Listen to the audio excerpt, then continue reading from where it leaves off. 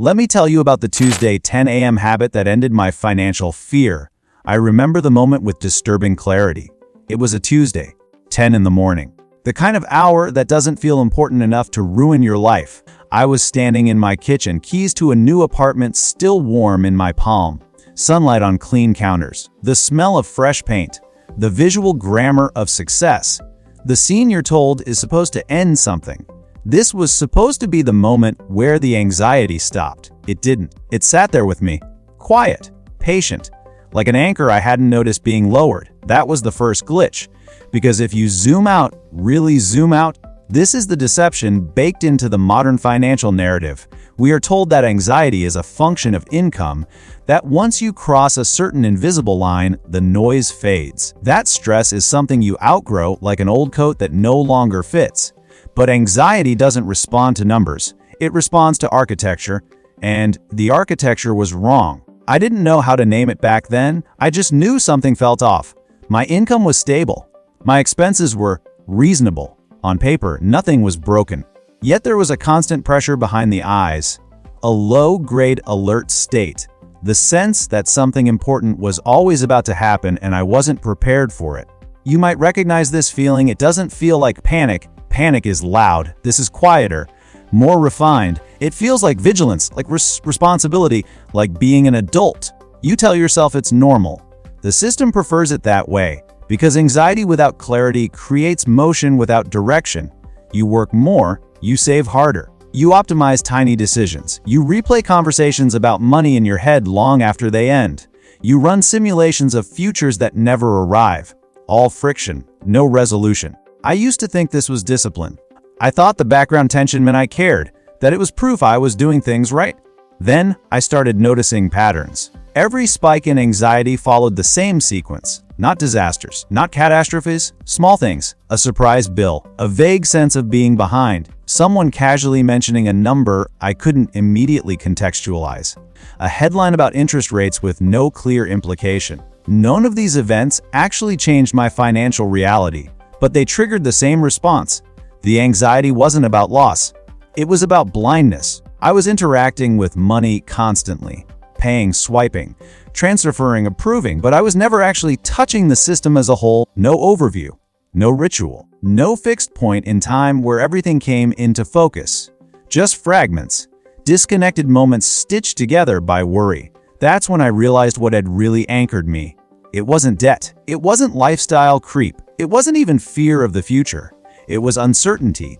And uncertainty, when left uncontained, compounds faster than interest ever could. The everyman lives here. He wakes up on time, not early, not late. He puts on clothes that signal competence. He checks his phone messages. News? Notifications that imply urgency without explanation.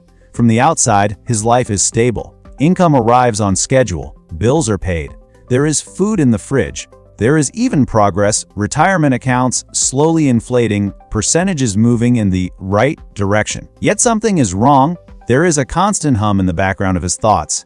A sense that he is always reacting, never arriving. He feels financially active, but never financially settled. He doesn't know what he's missing. That's the trick. Financial anxiety rarely announces itself as fear. It disguises itself as attentiveness, as checking, as staying on top of things. So he checks his bank app randomly while waiting in line between tasks, late at night. First thing in the morning, these checks feel responsible, but they don't reduce anxiety, they refresh it, because they are contextless.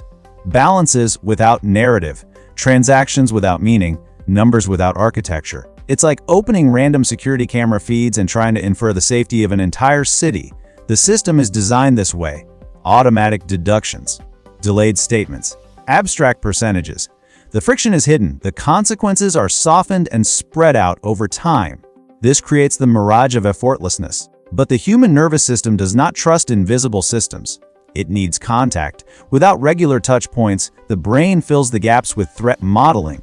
Imagine futures, silent catastrophes, endless whoops that never resolve because nothing ever closes the loop. The everyman lives like this for years. He is never behind. He is never secure. He is suspended. Then something changes. Not dramatically, not heroically. It happens on a Tuesday, 10 in the morning. At first, it doesn't feel like a solution. It feels almost insulting, too small, too boring, too ordinary to matter. That's why it works. He stops reacting and schedules a collision instead. Every Tuesday, same time, same place, no exceptions.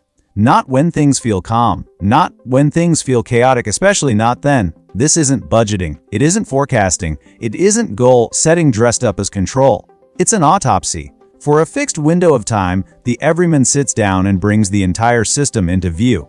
Not to judge it, not to optimize it, just to see it. Where money came from, where money went, where it currently stands. Then one question, asked without emotion or narrative: did this week move me closer to stability or further from it? That's it. No spreadsheets that promise salvation. No color coding to imply morality. No motivational language. No shame. Just contact. The first few weeks feel uncomfortable. Not because anything is wrong, but because clarity removes the buffer of imagination. You can no longer tell yourself vague stories. You can no longer hide behind uncertainty. You see the truth. And the truth, when visited consistently, stops being dramatic. Week after week, something unexpected happens. The anxiety doesn't spike, it fades. Because anxiety feeds on ambiguity, not reality. Here's the part most people miss. Before this ritual, I interacted with my finances dozens of times a week. Each interaction carried a tiny charge of uncertainty, a micro stress. A question left unanswered. High frequency, low resolution. The Tuesday habit inverted that equation. Low frequency, high resolution. One deliberate moment of total clarity replaced 6 days of background noise. No increase in income, no new strategy, no passive income fantasy, just orientation. When I actually measured it, nearly all of the stress I associated with money had nothing to do with risk, scarcity, or being behind. It came from not knowing where I stood. Once a week of certainty erased years of low-grade dread. This is where people misunderstand the lesson. They hear about a weekly financial ritual and assume discipline culture. Control, optimization, another demand on their already crowded mental bandwidth. That's not what this is. This is an identity shift. Before Tuesday mornings, I was a participant. I reacted to alerts, responded to transactions, hoped the system worked in my favor. After Tuesday mornings, I became an observer.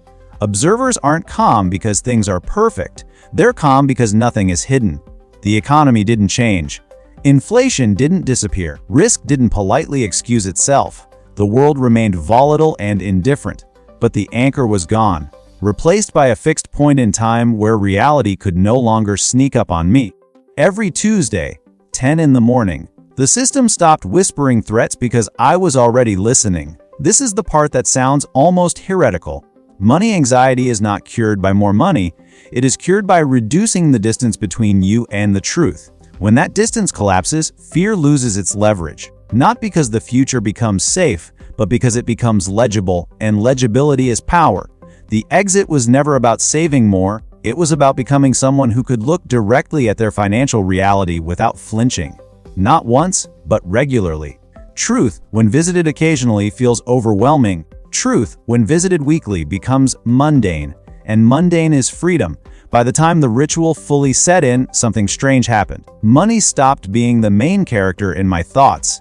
It moved to the background where it belonged, not because I stopped caring, but because I stopped guessing. If you're waiting for a hopeful ending, this isn't it.